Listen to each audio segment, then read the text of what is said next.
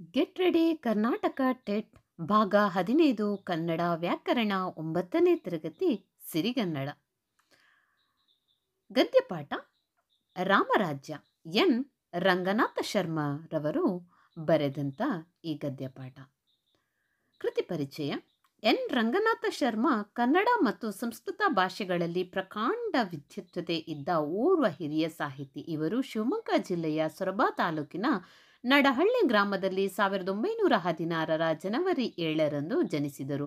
ತಂದೆ ಹಾಗೂ ಚಿಕ್ಕಪ್ಪ ಇಬ್ಬರೂ ಸಂಸ್ಕೃತ ವಿದ್ವಾಂಸರಾದುದರಿಂದ ಈ ವಿದ್ಯತೆ ಪರಿಸರ ಶರ್ಮರ ಮೇಲೆ ಅಗಾಧವಾದ ಪರಿಣಾಮವನ್ನು ಬೀರಿತು. ಇವರು ಸುಮಾರು ಕೃತಿಗಳನ್ನು ಬರೆದಿದ್ದಾರೆ. ಅಷ್ಟೇ ಅಲ್ಲದೆ ಸುಮಾರು ರಾಷ್ಟ್ರ ಪ್ರಶಸ್ತಿ, ರಾಜ್ಯೋತ್ಸವ ಪ್ರಶಸ್ತಿ, ತಿರುಪತಿಯ ಸಂಸ್ಕೃತ ವಿಶ್ವವಿದ್ಯಾನಿಲಯದ ಮಹಾಮಹೋಪಾಧ್ಯಾಯ ಗೌರವ ಡಾಕ್ಟರೇಟ್ ಮುಂತಾದ ಪ್ರಶಸ್ತಿಗಳನ್ನು ಗೌರವಗಳನ್ನು ಮುಡಿಗೇರಿಸಿಕೊಂಡಿದ್ದಾರೆ. ಈ ಗದ್ಯಪಾಠದಲ್ಲಿ ಬರುವಂತಹ ಪದಗಳ ಅರ್ಥ ಒಂದೊಂದಾಗಿ ನೋಡೋಣ. ನಾರುಮುಡಿ ಅಥವಾ ನಾರುಮಡಿ, ಸನ್ಯಾಸಿಗಳು ಅಥವಾ ವನವಾಸದಲ್ಲಿರುವಂತಹ ಅವರು ಧರಿಸಿರುವಂತಹ ಒಂದು ನಾರಿನ ಬಟ್ಟೆ. ಕೃಶ ಅಂದರೆ ನಿತ್ರಾಣ, ಸಾವಧಾನ ಅಂದರೆ ನಿಧಾನ. ಮಂತ್ರಾಲೋಚನೆ, ಮಂತ್ರಿಗಳು, ಸಚಿವ ಸಂಪುಟ ಮೊದಲಾದ ಉನ್ನತಾಧಿಕಾರಿಗಳನ್ನು ಜೊತೆಗಿರಿಸಿಕೊಂಡು ನಡೆಸುವಂತಹ ಮುಖ್ಯ ಸಭೆ. ಇಲ್ಲಿ ಪ್ರಮುಖ ವಿಷಯಗಳಿಗೆ ಸಂಬಂಧಿಸಿದಂತೆ ದೀರ್ಘವಾದ ಸಮಾಲೋಚನೆ ನಡೆಸಿ ಮಹತ್ವದ ನಿರ್ಧಾರವನ್ನು ಕೈಗೊಳ್ಳಲಾಗುತ್ತದೆ. ಅಮಾತ್ಯ ಅಂದರೆ ಮುಖ್ಯ ಸಚಿವ. ಗೋಪ್ಯ ಅಂದರೆ ಗೌಪ್ಯ ಅಥವಾ ರಹಸ್ಯ. ಪರ್ಯಾಯೋಚಿಸು ಅಂದರೆ ಚಿಂತಿಸು, ಸಮಯೋಚಿಸು. ಮೇಧಾವಿ ಅಂದರೆ ಬುದ್ಧಿವಂತ. ಶ್ರೇಯಸ್ಸು ಅಂದರೆ ಲಾಭ. ಅನುಜ ಅಂದರೆ ಸೋದರ. ಜ್ಞಾತಿ ಅಂದರೆ ಸಂಬಂಧಿಕ. ಒಮ್ಮನಸ್ಸು ಒಂದೇ ಮನಸ್ಸು ಅಥವಾ ಎರಡನೆಯದಾಗಿ ಯೋಚನೆ ಇಲ್ಲದಿರುವಂಥದ್ದು. ಉಪೇಕ್ಷೆ ಅಂದರೆ ಉದಾಸೀನ ಅಥವಾ ಕಡೆಗಣನೆ. ದುರ್ಗ ಅಂದರೆ ಕೋಟೆ. ಧನುರ್ಧಾರಿ ಅಂದರೆ ಬಿಲ್ಲು ಬಾಣಗಳನ್ನು ಹಿಡಿದವ. ಅವನವಧಾನ ಅಂದರೆ ಗಮನ ಕೊಡದಿರುವುದು, ಉದಾಸೀನತೆ ಇರುವಂಥವರು. ಸಾಮಂತರಾಜರು ಮಹಾರಾಜ ಅಥವಾ ಚಕ್ರವರ್ತಿಯ ಕೈ ಕೆಳಗಿರುವಂತಹ ಸಣ್ಣ ಪ್ರಾಂತ್ಯದ ಒಡೆಯರು. ಇವರು ಮುಖ್ಯ ರಾಜನಿಗೆ ನಿಗದಿಯಾಗಿ ಕಪ್ಪ ಕಾಣಿಕೆಗಳನ್ನು ಸಲ್ಲಿಸುತ್ತಾ ತಮ್ಮ ಪ್ರಾಂತ್ಯಗಳನ್ನು ಸ್ವತಂತ್ರವಾಗಿ ಆಳುತ್ತಾರೆ. ಇಲ್ಲಿ ಹೇಗೆ ಅಂದರೆ ರಾಜ ಮೇಲಿರ್ತಾನೆ, ರಾಧೆಯ ಅಂಡರಲ್ಲಿ ಕೆಲವೊಂದು ರಾಜರುಗಳು ಪ್ರಾಂತ್ಯಗಳನ್ನು ನೋಡ್ಕೊಳ್ತಿರ್ತಾರೆ. ಅವರು ಕಪ್ಪ ಕಾಣಿಕೆಗಳನ್ನು ಕೊಡಬೇಕು. ಕಾರ್ಯದಕ್ಷ, ಕೆಲಸ ಕಾರ್ಯಗಳಲ್ಲಿ ಪರಿಣತವನ್ನು ಉಳ್ಳವನು ಅಥವಾ ಕೆಲಸಗಳನ್ನು ಅತ್ಯಂತ ಸಮರ್ಥವಾಗಿ ಮಾಡಿ ಮುಗಿಸಬಲ್ಲವನು, ಇವನಿಗೆ ಕಾರ್ಯದಕ್ಷ ಅಂತ ಹೇಳ್ಬೋದು. ಮುಂದೆ ಭಾಷೆಯ ಸೊಬಗು. ಯಾವುದೇ ಒಂದು ಭಾಷೆಯ ಭಾವವನ್ನು ಹೇಳುವಾಗ ನಾವು ತೆ ಎಂಬ ಪ್ರತ್ಯಯವನ್ನು ಸೇರಿಸುವುದು ಒಂದು ಕ್ರಮ. ಉದಾಹರಣೆಗೆ ಏಕಭಾವದ ಆತ್ಮೀಯವಾಗಿರುವುದರ ಭಾವ ಆತ್ಮೀಯತೆ, ಜಾತೀಯವಾಗಿರುವುದರ ಭಾವ ಜಾತೀಯತೆ. ನೋಡ್ಬೋದು ಲಾಸ್ಟಿಗೆ ತೇ ಎನ್ನುವಂತಹ ಪ್ರತ್ಯಯ ಬಂದಿದೆ. ಕೆಲವೊಮ್ಮೆ ಇದನ್ನು ಬೇರೆ ರೀತಿಯಲ್ಲಿಯೂ ಹೇಳಬಹುದು.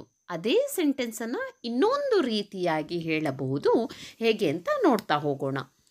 ದುರ್ಬಲವಾಗಿರುವುದರ ಭಾವವನ್ನು ದುರ್ಬಲತೆ ಎನ್ನಬಹುದು. ದೌರ್ಬಲ್ಯ ಎಂದು ಹೇಳಬಹುದು. ಆದರೆ ಇವೆರಡನ್ನ ಜೊತೆಯಾಗಿಸಿ ದೌರ್ಬಲ್ಯತೆ ಎನ್ನುವುದು ತಪ್ಪು. ಇದು ಗೊತ್ತಾಗಿರಬೇಕು ನಮಗೆ. ಏಕವಾಗಿರುವ ಭಾವವನ್ನು ಏಕತೆ ಎನ್ನುವಂತೆಯೇ ಐಕ್ಯ ಎಂದು ಹೇಳಬಹುದು. ಆದರೆ ಐಕ್ಯತೆ ಎಂಬುದು ಸರಿಯಾದ ರೂಪವಲ್ಲ ಎನ್ನುವಂಥದ್ದು ಪುಸ್ತಕ ಹೇಳ್ತಾ ಇದೆ.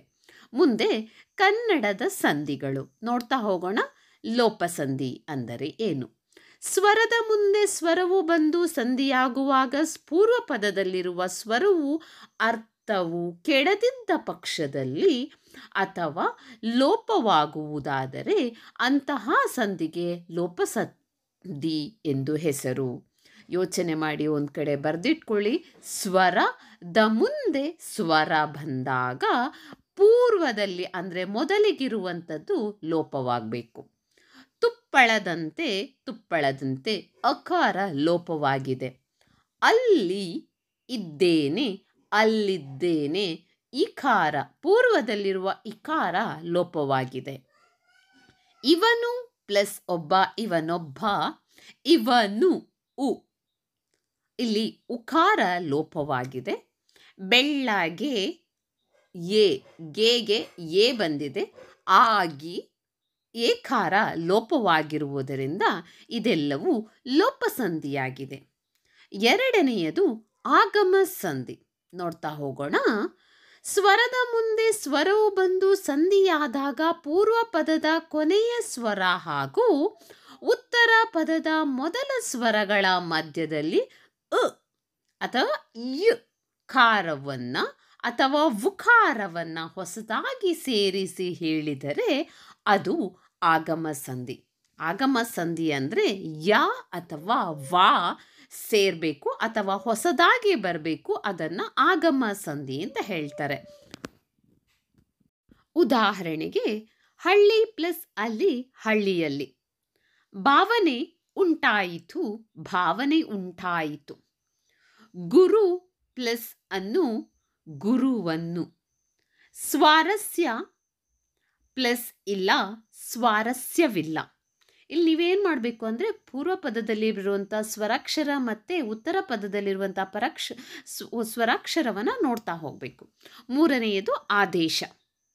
ಉತ್ತರ ಪದದ ಆದಿಯಲ್ಲಿರುವ ಕತಪ ವ್ಯಂಜನಗಳಿಗೆ ಕ್ರಮಬದ್ಧವಾಗಿ ಗದಬ ವ್ಯಂಜನಗಳು ಆದೇಶವಾಗುವುದು.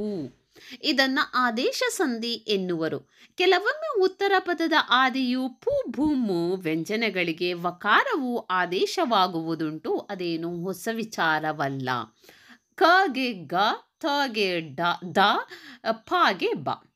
ತುದಿ ಕಾಲಲ್ಲಿ ಕಾಗೆ ತುದಿಗಾಲಲ್ಲಿ ಕು ಗು ಆಗಿದೆ. ಹುಲಿ ತೊಗಲು ಹುಲಿ ದೊಗಲು ತು. ಉತ್ತರ ಪದದ ಮೊದಲನೇ ಅಕ್ಷರ ಥಾದಲ್ಲಿದೆ, ಅದು ದು ಆಗಿದೆ. ಕನ್ಬನಿ ಪೂಬು. ಮುಂದೆ ಸಮಾಸಗಳನ್ನು ನೋಡ್ತಾ ಹೋಗೋಣ. ಎರಡು ಅಥವಾ ಅನೇಕ ಪದಗಳು ಅರ್ಥಕ್ಕನುಸಾರವಾಗಿ ಸೇರಿ ಮಧ್ಯದಲ್ಲಿರುವ ವಿಭಕ್ತಿ ಪ್ರತ್ಯಯವನ್ನು ಲೋಪ ಮಾಡಿಕೊಂಡು ಒಂದು ಪದವಾಗುವುದೇ ಸಮಾಸ. ತುಂಬ ಇಂಪಾರ್ಟೆಂಟ್. ಅಲ್ಲೇನು ಅಂದರೆ ಎರಡು ಪದ ಸೇರಲೇಬೇಕು, ಬಟ್ ಮೀನಿಂಗ್ ಚೇಂಜ್ ಆಗಬಾರ್ದು. ಅದು ಇಂಪಾರ್ಟೆಂಟ್. ಸಮಾಸದಲ್ಲಿ ಬರುವ ಮೊದಲನೆಯ ಪದವನ್ನು ಪೂರ್ವ ಪದವೆಂದು, ಎರಡನೆಯ ಪದವನ್ನು ಉತ್ತರ ಪದವೆಂದು ಕರೆಯಲಾಗುವುದು. ಸಮಸ್ತ ಪದವನ್ನು ಬಿಡಿಸಿ ಬರೆಯುವುದಕ್ಕೆ ವಿಗ್ರಹ ವಾಕ್ಯ ಎನ್ನುವರು.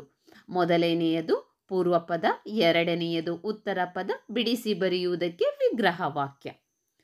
ಫಸ್ಟ್ ತತ್ಪುರುಷ ಸಮಾಸ. ಎರಡು ನಾಮಪದಗಳು ಸೇರಿ ಸಮಾಸವಾದಾಗ ಉತ್ತರ ಪದದ ಅರ್ಥವು ಪ್ರಧಾನವಾಗುಳ್ಳ ಸಮಾಸವೇ ತತ್ಪುರುಷ ಸಮಾಸ. ಎರಡು ನಾಮಪದಗಳು ಇಲ್ಲಿ ಇಂಪಾರ್ಟೆಂಟ್. ಕಣ್ಣು ಕುರುಡ, ಕಣ್ಗುರುಡ. ಬೆಟ್ಟ ತಾವರೆ, ಬೆಟ್ಟದಾವರೆ. ತಲೆ ನೋವು, ತಲೆನೋವು. ಮುಂದೆ ಕರ್ಮಧಾರೆಯ ಸಮಾಸ ನೋಡ್ತಾ ಹೋಗೋಣ. ಪೂರ್ವೋತ್ತರ ಪದಗಳು ಲಿಂಗ ಅಥವಾ ವಚನ ಅಥವಾ ವಿಭಕ್ತಿಗಳಿಂದ ಸಮಾನವಾಗಿದ್ದು ವಿಶೇಷಣ ಮತ್ತು ವಿಶೇಷ್ಯ ಸಂಬಂಧಗಳಿಂದ ಕೂಡಿ ಆಗುವ ಸಮಾಸವೇ ಕರ್ಮಧಾರೆಯ ಸಮಾಸ. ಇಲ್ಲಿ ನೀವು ಇಂಪಾರ್ಟೆಂಟ್ ನೋಡ್ಕೊಳ್ಬೇಕಾಗಿರುವಂಥದ್ದು ವಿಶೇಷಣ ಮತ್ತು ವಿಶೇಷ್ಯ ಸಂಬಂಧ ಇರಬೇಕು. ಹಿರಿದು ಪ್ಲಸ್ ಜೇನು ಹಿರಿದೇನು. ಇಲ್ಲಿ ವಿಶೇಷಣ ಮತ್ತು ವಿಶೇಷ್ಯ ನೀವು ನನ್ನ ಮೊದಲಿನ ವಿಡಿಯೋದಲ್ಲಿ ನೋಡ್ಬೋದು, ಲಿಂಕ್ ನೋಡ್ತಾ ಹೋಗಿ.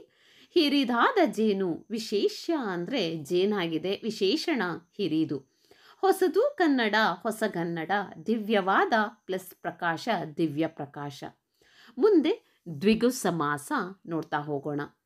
ಪೂರ್ವ ಪದವು ಸಂಖ್ಯಾವಾಚಕವಾಗಿದ್ದು ಉತ್ತರ ಪದದಲ್ಲಿರುವ ನಾಮಪದದೊಡನೆ ಸೇರಿ ಆಗುವ ಸಮಾಸವೇ ದ್ವಿಗು ಸಮಾಸ.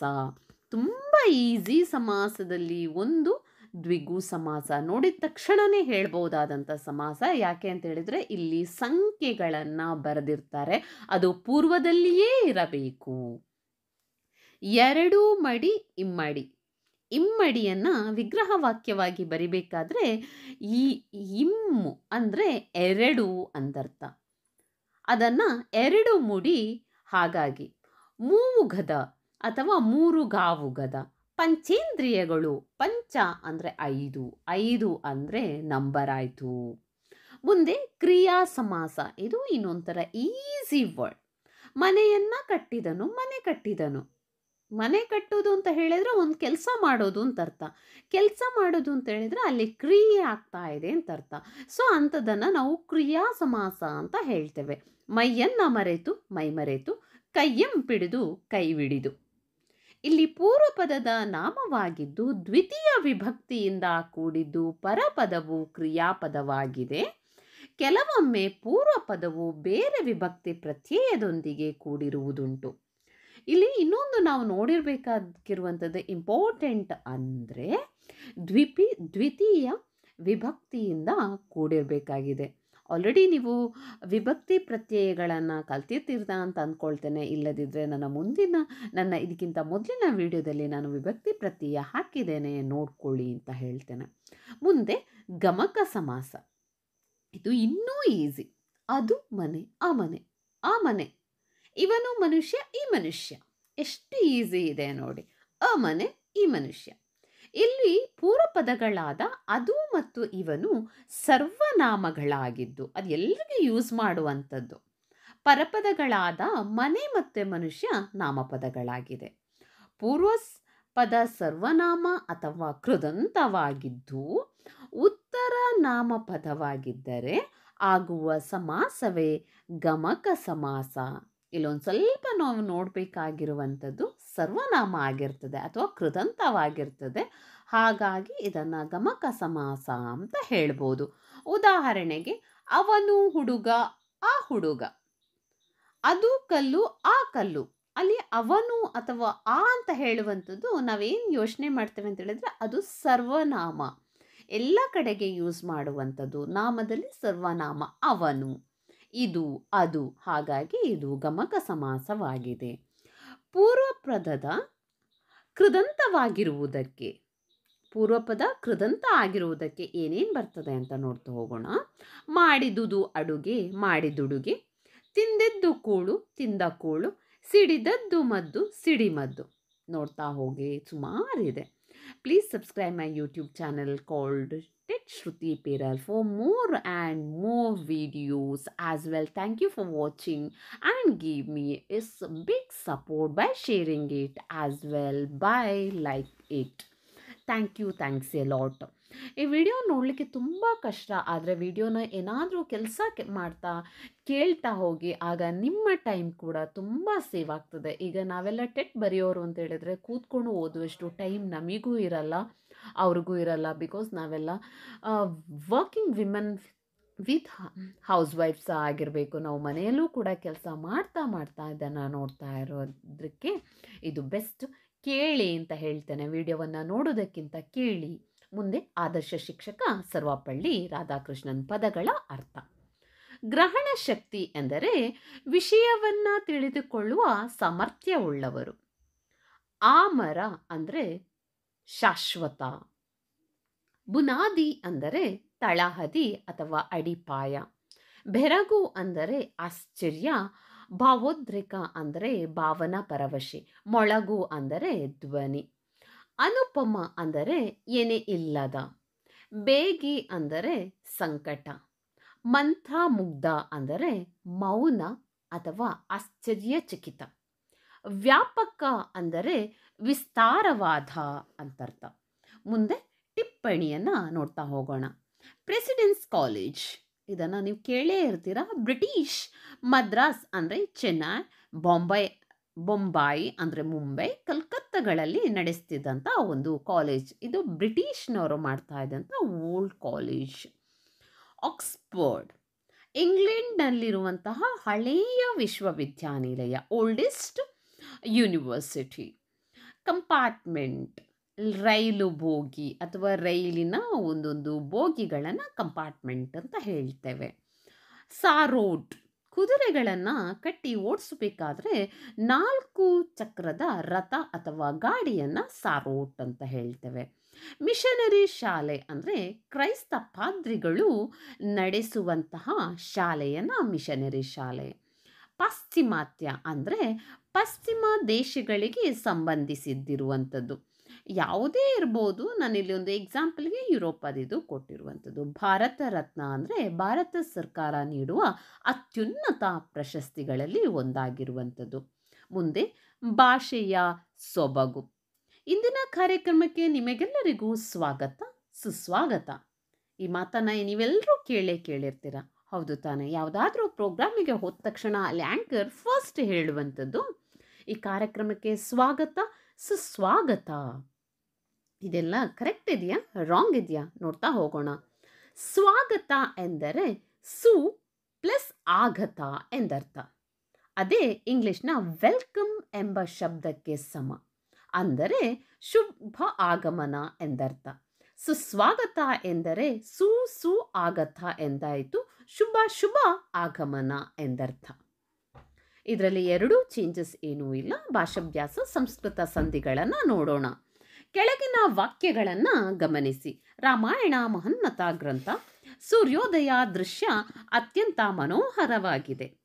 ನಮೂದಿತ 2 ವಾಕ್ಯಗಳಲ್ಲಿ ರಾಮಾಯಣ ಮಹೋನ್ನತಿ ಗ್ರಂಥ, ಸೂರ್ಯೋದಯ ದೃಶ್ಯ ಅತ್ಯಂತ ಮನೋಹರ ಇವೆಲ್ಲವೂ ಸಂಸ್ಕೃತದ ಪದಗಳು, ಅಂದರೆ ಕನ್ನಡ ಪದಗಳೆಂದು ಪರಿಗಣಿಸಲ್ಪಟ್ಟಿದೆ.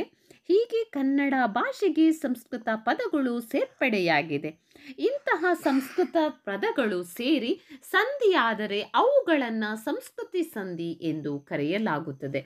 2 ಸ್ವರಗಳ ನಡುವೆ ಸಂಧಿಯಾದರೆ ಅದು ಸ್ವರ ಸಂಧಿ. ಸ್ವರಕ್ಕೆ ವ್ಯಂಜನ ಅಥವಾ ವ್ಯಂಜನಕ್ಕೆ ವ್ಯಂಜನ ಸೇರಿ ಸಂಧಿಯಾದರೆ ವ್ಯಂಜನಗಳು. ಸಂಸ್ಕೃತ ಸ್ವರ ಸಂಧಿ, ಅದರಲ್ಲಿ ಮೊದಲನೆಯದು ಸವರ್ಣ ದೀರ್ಘ ಸಂಧಿ. ವಿದ್ಯಾಭ್ಯಾಸ ಮಾಡು, ರವೀಂದ್ರನು ಹಾಡಿದನು, ಗುರುಪದೇಶವನ್ನು ಪಡೆ. ವಿದ್ಯಾಭ್ಯಾಸ, ಈ ಹೇಳಿಕೆಯಲ್ಲಿ ವಿದ್ಯಾಭ್ಯಾಸ, ರವೀಂದ್ರ, ಗುರುಪದೇಶ ಪದಗಳನ್ನು ಒಂದು ಸ್ವಲ್ಪ ನೋಡ್ಕೊಳ್ಳಿ. ವಿದ್ಯಾ ಪ್ಲಸ್ ಅಭ್ಯಾಸ ವಿದ್ಯಾಭ್ಯಾಸ.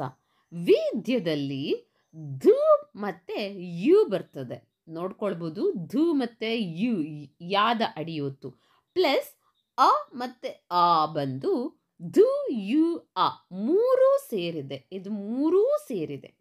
ನೋಡ್ತಾ ಹೋಗೋಣ. ಇಲ್ಲಿ ಪೂರ್ವ ಪದದ ಕೊನೆಯಲ್ಲಿ ಆ ಸ್ವರದ ಮುಂದೆ ಪರಪದದ ಆದಿಯಲ್ಲಿ ಆ ಸ್ವರ ಅಂದರೆ ಸಣ್ಣ ಆ ಸ್ವರ ಇರುವುದು. ಇವೆರಡೂ ಸ್ವರಗಳು ಒಂದೇ ಸ್ಥಾನದಲ್ಲಿ ಹುಟ್ಟುವುದರಿಂದ ಇವುಗಳು ಸವರ್ಣಗಳು. ಅಂದರೆ ಈ ಸವರ್ಣ ಸ್ವರಗಳು ಸಂಧಿಯಾದಾಗ ದೀರ್ಘ ಸ್ವರವಾಗಿ ಪರಿವರ್ತನೆಯಾಗುತ್ತದೆ. ಹಾಗಾಗಿ ಇದನ್ನು ಸವರ್ಣ ದೀರ್ಘ ಸಂಧಿ ಎಂದು ಕರೆಯಲಾಗುತ್ತದೆ. ಅ, ಆ, ಇ, ಈ, ಉ, ಊ ಇವು ಸವರ್ಣ ದೀರ್ಘ ಸಂಧಿಗಳು ಅಥವಾ ಸವರ್ಣ ಸಂಧಿಗಳು, ಸ್ವರ ಸಂಧಿಗಳು ಅಂತ ಕೂಡ ಹೇಳ್ಬೋದು. ಬಿಕಾಸ್ ಅಲ್ಲಿ ದೀರ್ಘ ಅಕ್ಷರಗಳು ಇದೆ.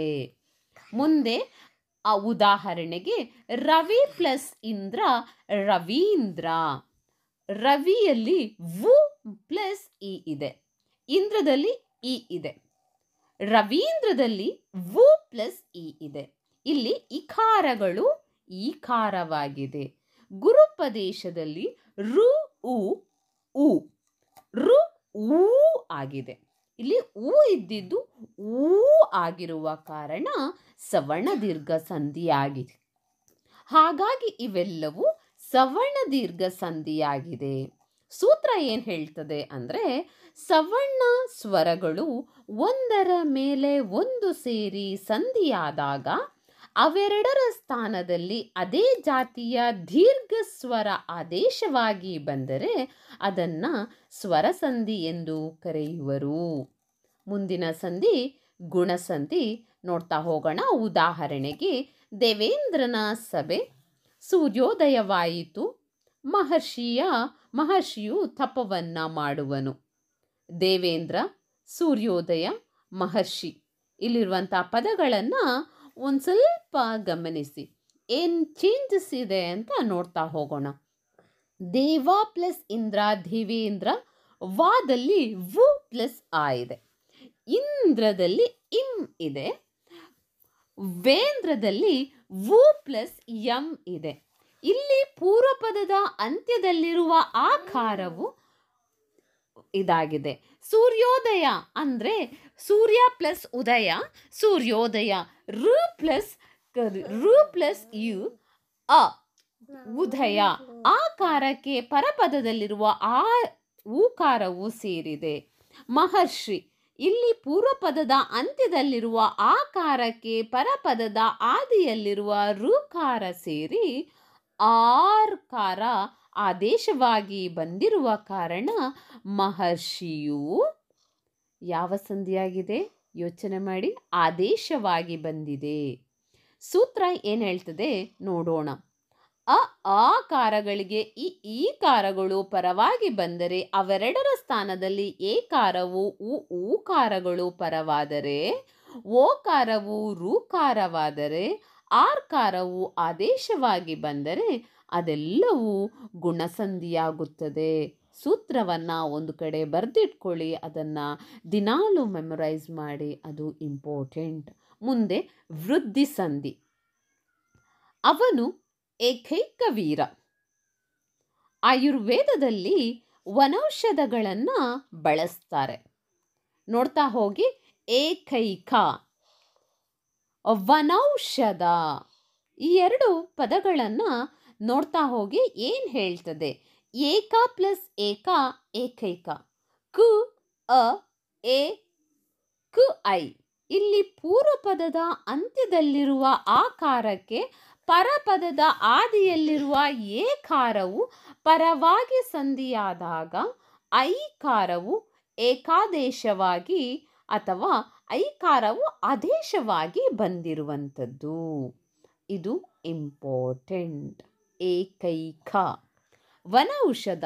ವನ ಪ್ಲಸ್ ಔಷಧ, ಅದನ್ನು ನಾವು ಔಷಧ ಅಂತ ಬರಿತೇವೆ, ಅಲ್ಲ, ಅದು ಔಷಧ ಆಗಬೇಕು. ವನೌಷಧ.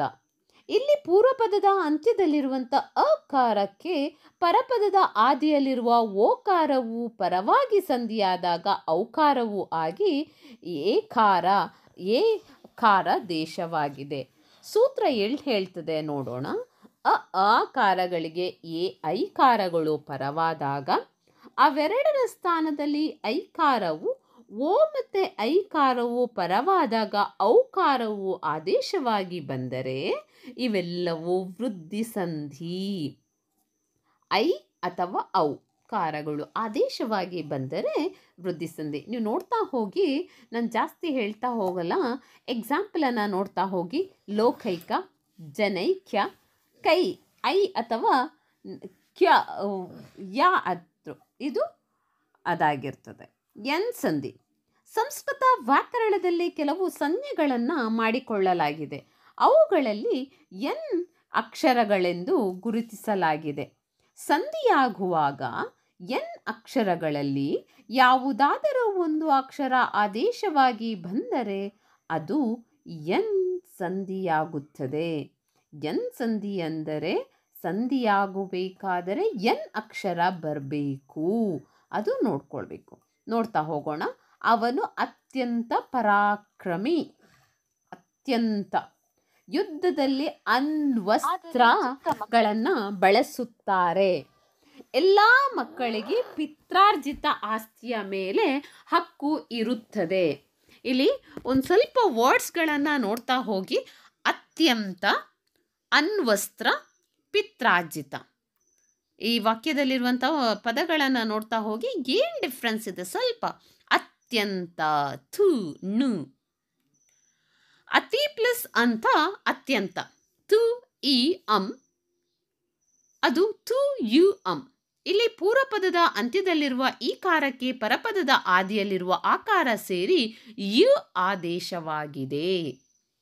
ಅಣ್ವಸ್ತ್ರದಲ್ಲಿ ಪೂರ್ವಪದದ ಅಂತ್ಯದಲ್ಲಿರುವ ಊಕಾರಕ್ಕೆ ಪರಪದದ ಆದಿಯಲ್ಲಿರುವ ಆಕಾರ ಸೇರಿ ಸಂಧಿಯಾದಾಗ ಊಕಾರದ ಬದಲಿಗೆ ವು ಅಂದರೆ ವಾವವಿಕಾರ ಆದೇಶವಾಗಿದೆ. ಇದನ್ನು ನಾವು ನೋಡ್ಕೊಳ್ಬೇಕಾಗಿರೋದು. ಇನ್ನು ಪಿತ್ರಾರ್ಜಿತ ಆಸ್ತಿ, ಇಲ್ಲಿ ಪೂರ್ವಪದದ ಅಂತ್ಯದಲ್ಲಿರುವ ಋಕಾರಕ್ಕೆ ಪರಪದದ ಆದಿಯಲ್ಲಿರುವ ಆಕಾರ ಸೇರಿ ಸಂಧಿಯಾದಾಗ ಋಕಾರದ ಬದಲಿಗೆ ಋ ಅಂದರೆ ಆರ್ ರಾ ಕಾರ ಆದೇಶವಾಗಿದೆ. ಹಾಗಾಗಿ ಇದೆಲ್ಲದರ ಸೂತ್ರ ಏನು ಹೇಳ್ತದೆ ನೋಡ್ಕೊಳ್ಳೋಣ. ಸೂತ್ರ: ಈಕಾರಗಳಿಗೆ ಯು, ಊಕಾರಗಳಿಗೆ ವು, ಋಕಾರಕ್ಕೆ ಋ ಆದೇಶವಾಗಿ ಬಂದರೆ ಅದೆಲ್ಲವೂ ಎನ್ ಸಂಧಿಗಳು. ಅತ್ಯಂತ ಈ ಥರ ಬರುವಂಥ ವರ್ಡ್ಸ್ಗಳೆಲ್ಲವೂ ಎನ್ ಸಂಧಿಗಳಾಗ್ತದೆ. ಸ್ವಲ್ಪ ವರ್ಡ್ಸ್ಗಳನ್ನು ನೋಡ್ತಿದ್ದೇನೆ. ಅತ್ಯವಸರ, ಜಾತ್ಯತೀತ, ಕೋಟ್ಯಾಧೀಶ, ಪ್ರತ್ಯುತ್ತರ, ಮನ್ವಾದಿ, ಮನ್ವಂತರ. ಇದು. Thank you for watching. Please subscribe my channel STET Shruti Peral for more and more videos. Thank you. Thanks.